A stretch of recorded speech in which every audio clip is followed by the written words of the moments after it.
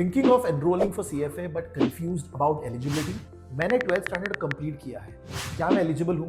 Graduation में हूँ, कौन सा ईयर एक्चुअली वैलिड है, या फिर सिर्फ मेरे पास वर्क एक्सपीरियंस है? क्या ये काफ़ी है CFA अटेम्प्ट करने के लिए?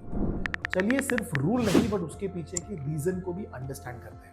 और आज हम इस वीडियो में ये देखेंगे कि एलिजिबिलिटी CFA के लिए क्या क्या है और इसके पीछे के रीजंस इन डिटेल भी समझेंगे। Hello friends, I am Ganesh Nayak, founder of Intelligence, where we help students prepare for global finance certification like CFA, FRM, ACCA and CIA। CFA eligibility randomly decide नहीं होती, इसका एक क्लियर लॉजिक है ताकि कैंडिडेट CFA का academic और practical depth को handle कर सके। जब आप रीजन समझ जाओगे तो रूल्स ऑटोमेटिकली क्लियर हो जाएंगे। अगर आपने सिर्फ 12th कंप्लीट किया है तो आप CFA के लिए अप्लाई नहीं कर सकते इमीडिएटली। व्हाई? क्योंकि CFA एक एडवांस प्रोफेशनल प्रोग्राम है।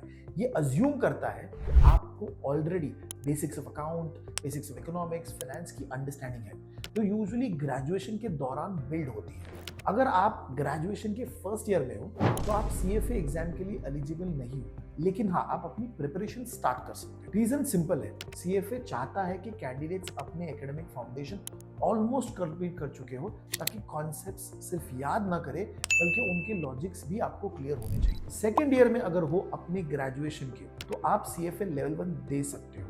अगर आपका ग्रेजुएशन 4 इयर्स का है तो आप CFA लेवल 1 के लिए एलिजिबल हो जाते हो आफ्टर योर सेकेंड ईयर। अगर आप थर्ड ईयर या फिर फाइनल ईयर में हो तो आप CFA लेवल 2 के लिए एलिजिबल हो जाते हो। सो रूल बहुत सिंपल है, आप ग्रेजुएशन के साथ CFA के एग्जाम की प्रिपरेशन कर सकते हो और अपनी CFA की जर्नी को प्रोग्रेस भी कर सकते हो। इसका मतलब क्या हुआ? जो स्टूडेंट्स एकेडमिकली रेडी हैं वो थोड़ा अर्ली स्टार्ट कर सकते हैं rather than just starting late after the graduation, but without compromising on the fundamentals. अगर आपने ग्रेजुएशन कंप्लीट कर ली है एंड ऑल्सो CFA लेवल 1 या लेवल 2 भी कंप्लीट कर लिया है तो आप लेवल 3 के लिए एलिजिबल हो जाते हो। मतलब ग्रेजुएशन के बाद आप लेवल 3 दे सकते हो। ये था आपका एकेडमिक रिक्वायरमेंट अगर आप CFA देना चाहते हो। अब देखते हैं वर्क एक्सपीरियंस के बेस पे क्या कोई एलिजिबिलिटी है। अगर आपके पास डिग्री नहीं है तो CFA एक ऑल्टरनेट पाथ अलाउ करता है। आपके पास होना चाहिए 4000 प्लस प्रोफेशनल वर्क एक्सपीरियंस, वो भी मिनिमम 3 ईयर के स्पैन में। अगर कोई कैंडिडेट 3 साल से full time operation, sales, analytics, finance या कॉर्पोरेट रोल में काम कर रहा है तो वो एलिजिबल हो सकता है। वाई? क्योंकि CFA सिर्फ डिग्री नहीं देखता, तो ये देखता है कि क्या आपके पास प्रोफेशनल डिसिप्लिन है, रिस्पॉन्सिबिलिटी लेने की एबिलिटी है और क्या रियल वर्ल्ड डिसीजन मेकिंग का कुछ लेवल का एक्सपोजर है। एंड नाउ इसके अलावा क्या और कोई चीज़ मैंडेटरी है जो आपको चाहिए for giving the exam of CFA? चाहे आप स्टूडेंट हो या वर्किंग प्रोफेशनल, 2 इंपॉर्टेंट चीज़ आपको ध्यान में रखनी है।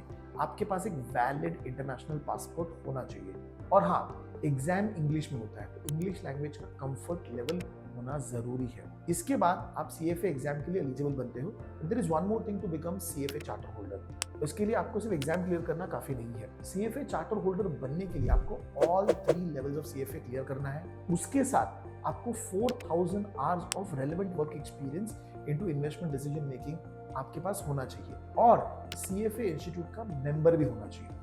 तब जाकर आप लीगली अपने नाम के आगे CFA लिख सकते हो। If this video has helped you, like it, share it and put your thoughts in the comment section so that we can revert you also. And also tell us in the comment when are you planning to start your CFA journey. Till then, see you in the next video.